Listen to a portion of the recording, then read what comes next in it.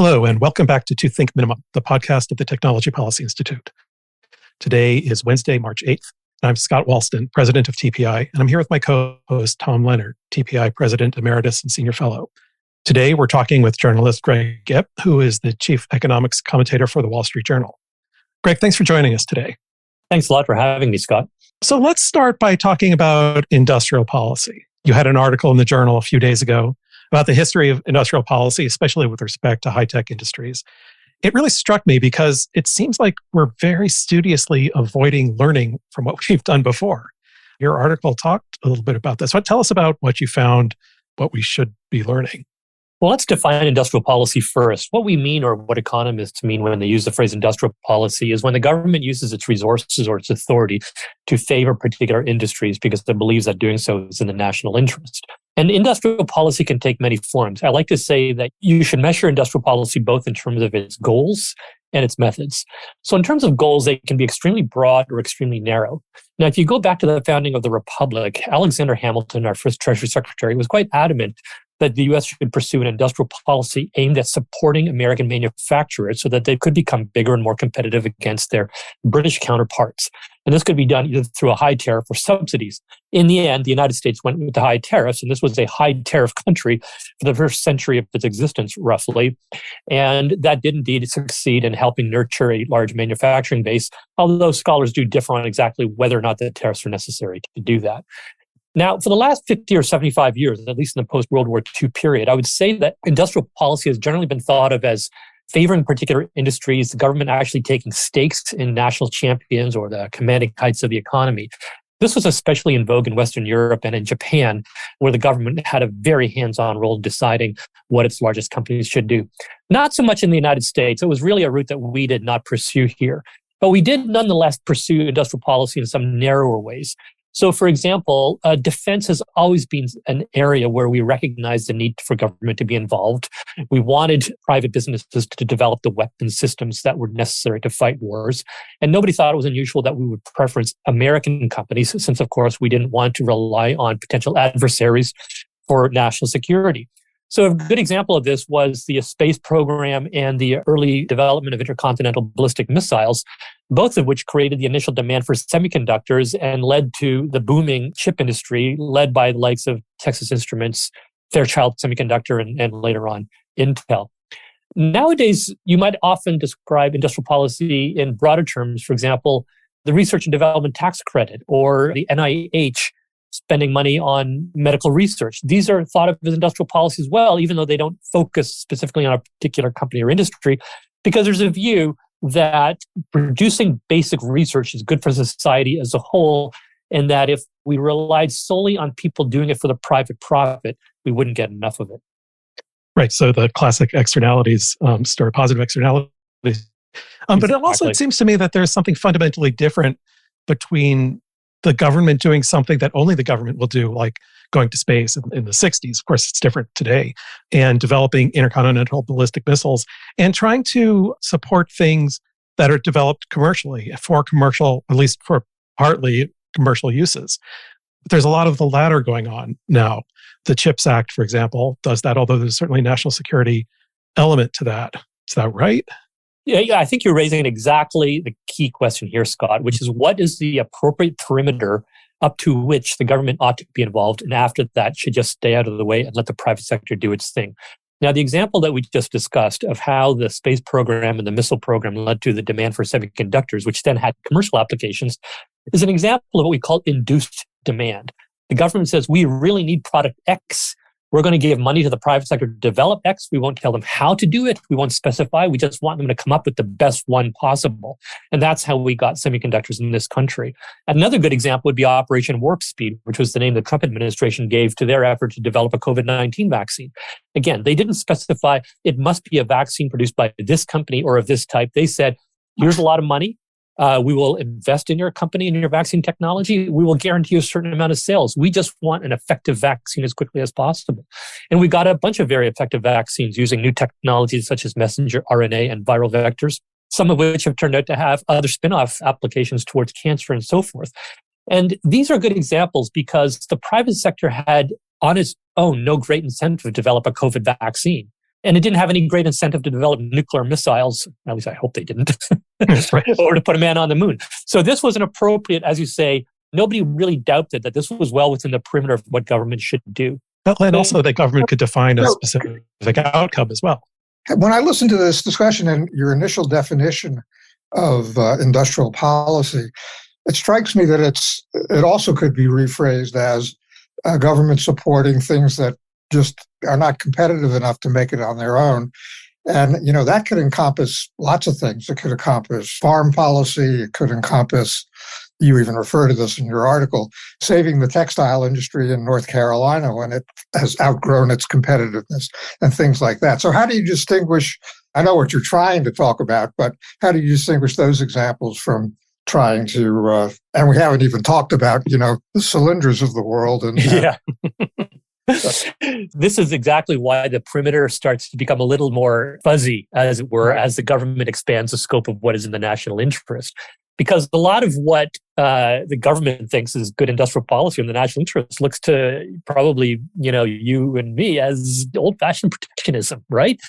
So one of my favorite examples is shipbuilding. Since 1921, I think, we've had a law in the books called the Jones Act, which basically says ships that transport goods between American ports must be built in the United States. And the ongoing rationale for this law is that we need a domestic shipbuilding industry so that we can build ships for the Navy, which is necessary for national security, right? Well, it's actually just protectionism. And the fact of the matter is that the U.S. shipbuilding industry has steadily shrunk over the last 50 or 60 years despite this law. Essentially, what it means is that it is very expensive to transport stuff between American ports, and we really don't have a strong shipbuilding industry. So I would say that that's a place where industrial policy gets over its skis and essentially just becomes a prop for industries where the United States no longer has any competitive advantage. Now, let's take another look at a slightly different industry, which is renewable energy. And indeed, I will tell you right off the bat that energy is a black hole for industrial policy in this country. I mean, does anybody remember the Clinch River breeder reactor? I don't remember how many billions of dollars were sunk into that thing. Synthetic crude, Syncrude, future gen, carbon capture and storage, right? I mean, and Tom, you just mentioned Cylindra. So there's something about trying to create new energy technology that just politicians find irresistible. And they often commit the primary sin of actually specifying the technology. They don't say we want renewable energy. They say not only do we want renewable energy, it must be of this particular type. And that often ends up guessing wrong because it turns out that it was an inferior technology that they supported, one that never had a chance of becoming commercially viable, at least in this country. On the other hand, there have been a series of incentives put out for renewable energy, such as state and federal feed-in tariffs and renewable portfolio standards and production tax credits, which were a little bit more sort of, well, we're not going to tell you what type of renewable energy to use or whether you're going to use a particular type of solar technology, but we will reward you for producing what we think is the national interest, which is energy that does not add to the climate change problem. And I would argue that this has been successful in the following sense. It has led to a lot of R&D going into renewable energy technology, some of which didn't work out so well like Cylindra. But on the other hand, some of it went towards Tesla, and that looks to have been relatively successful. And it also definitely sped up the adoption by utilities of renewable energy. So in fact, we've had more solar power and wind power, I think, than a lot of people expected. And through learning by doing and economies of scale, the cost of that power has also fallen a lot. What it did not do, though, is to create a sustainable, competitive solar power industry in the United States. Most of those panels are still made in China. And so I would say that that's kind of a mixed example of successful industrial policy. Let's actually talk about China for a second. So there's the CHIPS Act, which seems to encompass all of the different aspects, good and bad, that you're talking about. I mean, we know there is a need for semiconductors and microchips for national defense reasons, but it also does have protectionist elements, right? There are lots of companies that are thrilled to get more money for whatever it is that they want to do, building fabs, making more chips. How do we think about something like the CHIPS Act? In fact, we've done this before. It was Semitech. It's got real aspects that we should really be concerned about, and it's got protectionism aspects. How do we think about that from a policy sense? How do we balance those? Well, a good way to start this conversation, Scott, is actually to go back to the 1980s. You mentioned Semitech, which was a private-public consortium intended to revitalize the U.S. semiconductor industry. But we also had voluntary export restraints when the Japanese agreed to limit how much of their chips they would sell to the United States. And at the time, the primary type of chip we were interested in was memory chips. And those initiatives utterly failed to save the U.S. industry.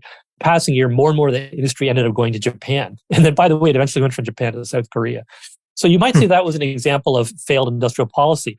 And by the way, the arrival of cheap memory chips actually brought on the ability to create lots of new devices and applications that may not have been possible if we'd insisted that everybody buy expensive American-made chips. But there was something different about that period, and that is that Japan and South Korea were allies of the United States.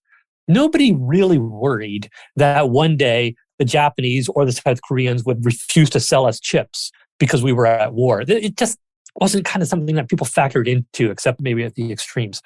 And that, I think, is not an assumption people are willing to make with China. And so what I think makes the semiconductor situation special today is that a growing share of, not the design of semiconductors, which is still dominated by the United States and its close allies, but the manufacturing of the chips themselves takes place in three places: Taiwan, South Korea, and China.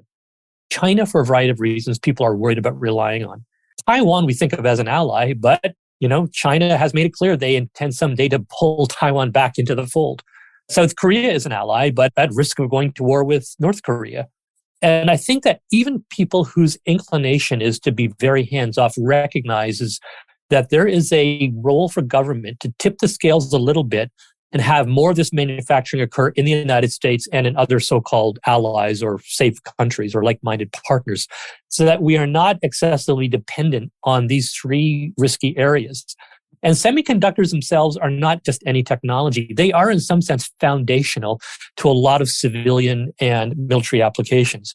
We saw that during the pandemic when a shortage of chips led to production shortfalls in countless products, all the way from CPAP machines for sleep apnea up to pickup trucks. So I think that this is one area that ought to rightly be within the perimeter of where the government can put its finger on the scale through industrial policy to encourage more production in the United States. Given what you're talking about, and there's clearly real risks, I guess it's hard to measure them, but given what you're talking about, do you think the CHIPS Act is enough? Given the financial requirements of establishing a chips industry in the United States, it may not be enough. So if we accept that this is rightly within the perimeter of where the government should intervene, the next questions I think we need to ask are, is it focused enough and is it designed in such a way that we actually get what we want without actually a lot of negative feedback, rent-seeking and protectionism and so on? I would say that from what I've seen, it seems to be relatively focused in that the Commerce Department is not saying only certain companies may apply and only certain technologies will qualify. They have specified that they do want, at the end of this process, for the U.S. to have some meaningful share of the most advanced chip nodes possible.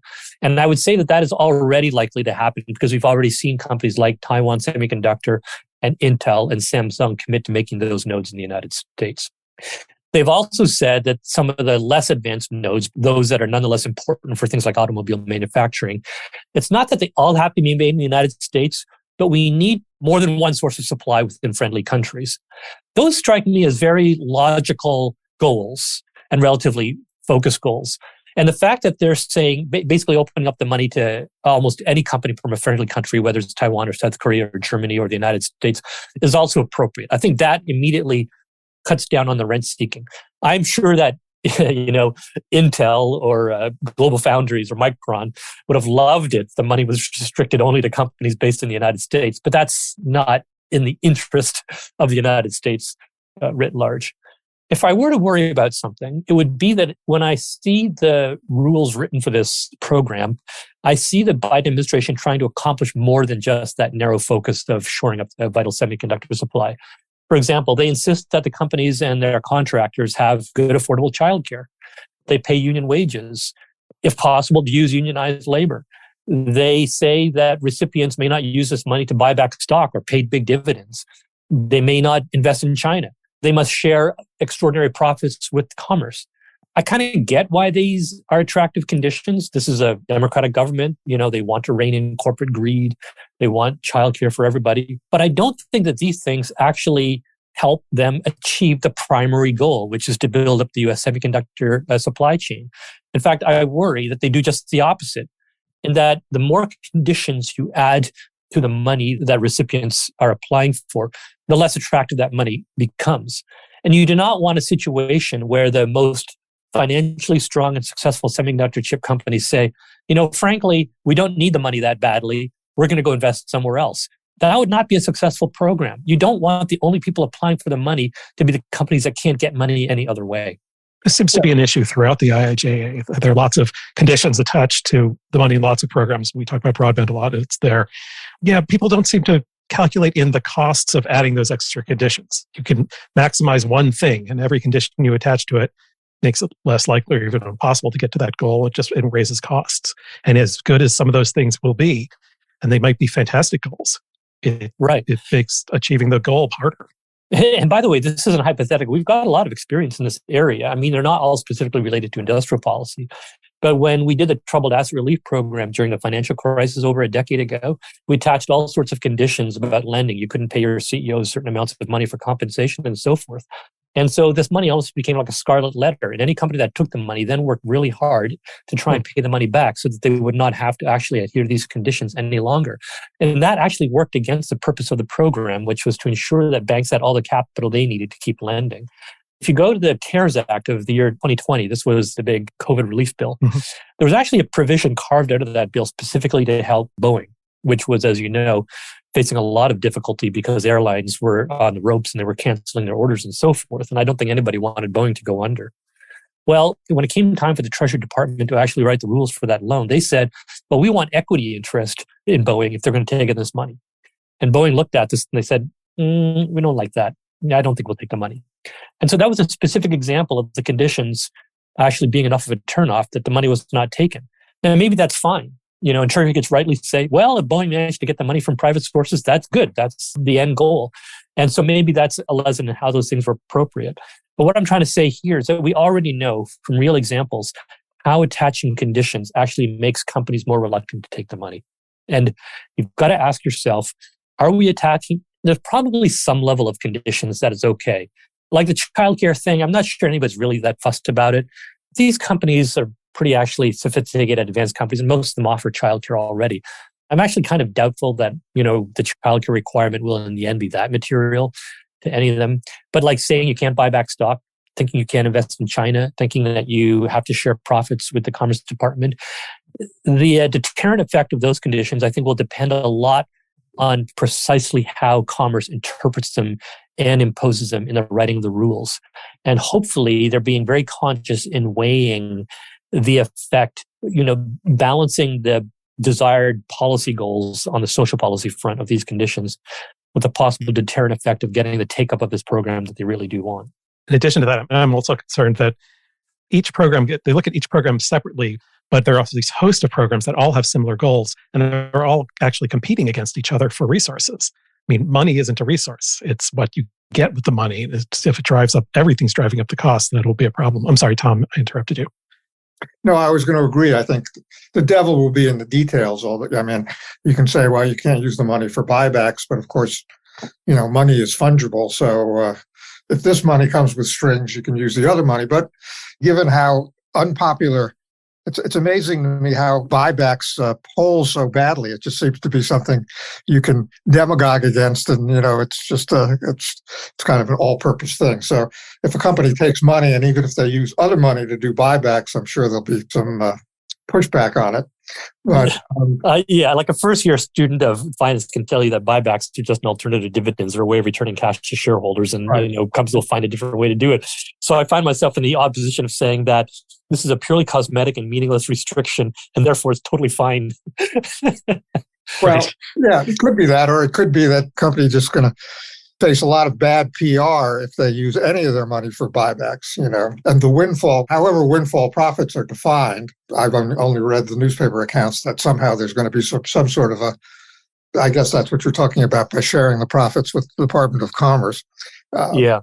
I want to give Commerce a little bit of credit here because, first of all, I think Gina Raimondo, the Commerce Secretary, is very cognizant of all these trade-offs, more so than I think perhaps a lot of government officials. So I think if there's any cabinet secretary who's going to get the balance right, I think that she's probably got a better chance than many. And even the profit sharing provision, I mean, as it was explained to me, they didn't want to be in a situation where companies were deliberately lowballing the profitability of their projects in order to get more subsidies. So in some sense, the possibility that if they actually make more money than they say, they'll have to share that. In some sense, it helps keep them honest. There's a certain intuitive appeal to that. As you said, Tom, the devil will be in the details. From what I've read, the ultimate objective, or one of the ultimate objectives, is for these subsidies to end at some point. It's not clear to me from what I read, how long the time horizon is, but ultimately that these companies are supposed to be able to stand on their own 2 feet. You may understand the details better than I do, but how do you understand that? Do you think, I don't think there are that many examples of companies that have received a subsidy over a long period of time and then it stops, because the political imperatives are generally in the other direction. So, yeah. Well, it's actually written into the legislation. It was written into the funding requirements that the projects must be commercially viable at that point when the money is no longer available. And that's another thing that I find encouraging, is not just the insistence on commercial viability, but certain conditions into the funding or qualifications that are intended to enhance that. So, for example, one thing that would really not help would be if every congressman and senator insists that somebody build a fab in their district, right? Because then you'll end up with a bunch of tiny fabs that are not commercially viable and that are nowhere near their necessary suppliers, which also takes away from commercial viability. So written into the conditions is that, like, the Commerce wants to create at least 2 so-called clusters. We know that the semiconductor industry tends to sort of like coalesce into clusters where a lot of the many suppliers of the different technologies and inputs are close by. And so in some sense, by actually requiring the formation of clusters as part of this money, I think it militates against that risk of distributing a little bit of dollop of money in every congressman's district. So I think that that's a positive thing. But as you say, like $39 billion sounds like a lot, but compared to the $3 trillion that this industry is likely to invest over the next decade, it's not a lot of money. So you got to be careful that you don't try and spread it around too thin, that you use it in places where it really will make a difference. So Commerce is saying they want to see, for example, states and local governments pony up money as well. They're trying to sort of like leverage that funding. And I think that part of the theory is that they're trying to avoid that tipping point where once an industry leaves, it's impossible to bring back because so much of the supporting workforce and infrastructure and ecosystem leaves with it. We're not there yet with semiconductors. We still have pretty big clusters like in places around Phoenix, Arizona, around Austin, Texas, around Portland, Oregon, and in upstate New York. But maybe in 10 years, they will have disappeared.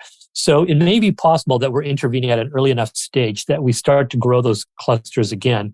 And therefore, a modest amount of public money is enough to basically create lasting commercial viability. And I will add that this Cold War, whatever you want to call it, with China is probably not going to end in the next few years. So even if the money isn't there, the government is going to continue to find ways to make it hard for chip companies to invest in China and nudge them through the bully pulpit, if necessary, to invest more in the United States. But I will say that the United States is not the only country in this game. Like South Korea, Taiwan, Japan, and China are all rolling at their own incentive programs, right?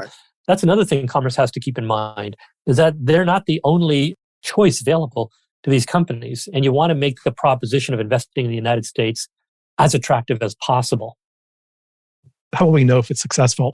Is it number of new fabs here? What is it that we'll be looking for?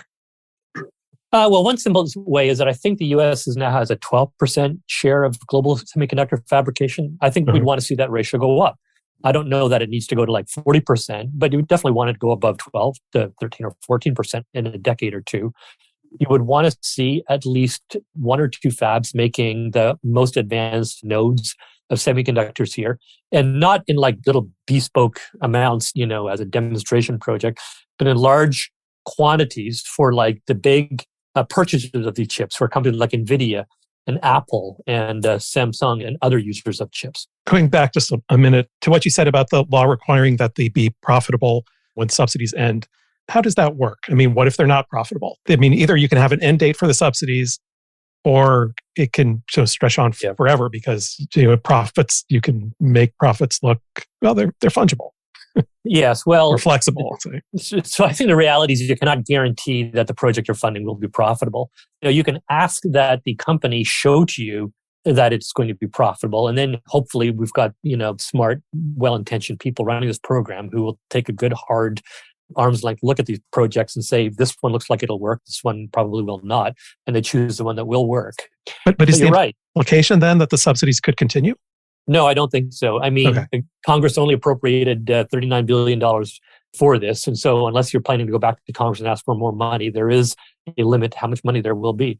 And so you might say that's an advantage. For example, I'm not sure if this is a good or a bad example. One of the reasons we still make pickup trucks in this country is because in the 1960s, Lyndon Johnson imposed a 25% tariff on imported pickup trucks. It became known as the chicken tariff, I think, because it was like in retaliation for tariffs on our chicken products that the Europeans imposed.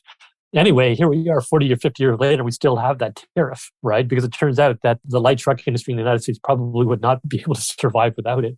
And so that is in some sense a permanent form of industrial policy support right out of the pockets of consumers into the pockets of the producers of these vehicles, which is never going away. So it might be an advantage that this is a subsidy, which if you want to continue it, you do have to keep going back to Congress for more. The point about the pickup truck tariffs, it seems like some of these programs, particularly ones targeted at commercially viable projects, seem to come in waves. I mean, we had in the 70s, there were those kinds of rules targeted at auto. And then we saw again in the 80s, including with semiconductors, 80s and 90s, and now it's back. Do these actually sort of come in these waves? Is it a coincidence? No, I think is there sort of a political factor underneath it? I think you're right, Scott. I think it does come in waves. And I think that the interest in industrial policy today is in some sense occurring against the backdrop of a broader rethink of that. You hear the phrase neoliberalism thrown around. What does that? It really just means trusting in the market to make a lot of decisions and so forth. And that sort of like free market ideal, I would say, peaked in the 90s and the 2000s. This was a period when Japan and Germany and other Western European economies that we used to worship as models of enlightened government intervention seemed to be struggling. Their economies were stagnating. The Japanese bubble economy had deflated. And the United States was like storming back. We were like the hyperpower. Remember, the Cold War, it was over and the United States had won. Japan's foray into semiconductors had basically stalled. And now, like, the United States was leading with not just with semiconductors, but with software. Silicon Valley was everybody's envy. It kind of looked like our hands-off model was the best model. The World Trade Organization came to existence. Everybody was striking free trade deals with everybody.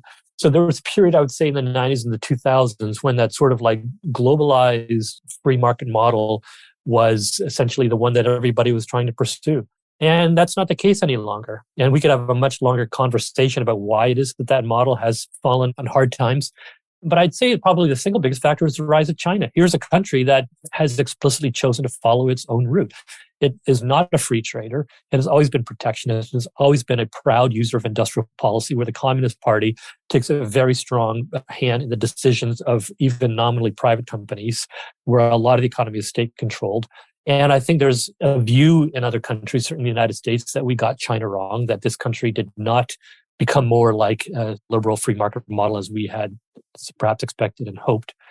And that if the U.S. was to continue on its old path, then it would be essentially allow China with its subsidy-driven, protectionist-driven, industrial policy-driven model to capture more and more of the most important areas of technology in the future, and that nobody wants to take a chance on that happening. So in some sense, I think the rise of China changes everything. And there's a little bit of, well, if you can't beat them, join them, right? If we can't persuade the Chinese to give up protection as industrial policy, then to a certain extent, we may have to become a little bit like China just to sort of compete with them. So is there some national security or including economic security, criterion that one could use? I mean, just along the lines you're talking about, if we're worried about, let's say we're worried about a cutoff of supply from China for something like chips, can we develop objective criteria as to how much is enough and how much is too much?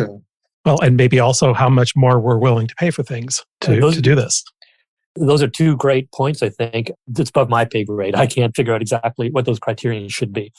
But I think that, let's stipulate that the semiconductors fits the definition, and I think the bar should be higher for virtually everything else. Let me give you a good example. Electric vehicle batteries. Everybody seems to think electric vehicle batteries ought to be the next step, that they're an appropriate target for industrial policy, that we need to make sure the electric vehicle batteries are all made in the United States. I'm not convinced of that. Like, why? Why must all the EV batteries be made in the United States? What's wrong with Mexico? What's wrong with Japan? What's wrong with Western Europe? Do we really think that we won't be able to buy those EV batteries from those countries?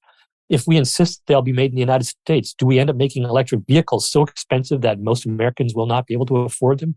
And that will get in the way of the adoption of electric vehicles and all the good things that we want to happen with respect to that. And then there's just like good old rent seeking, right? I mean, industries and politicians are highly motivated to basically seek any possible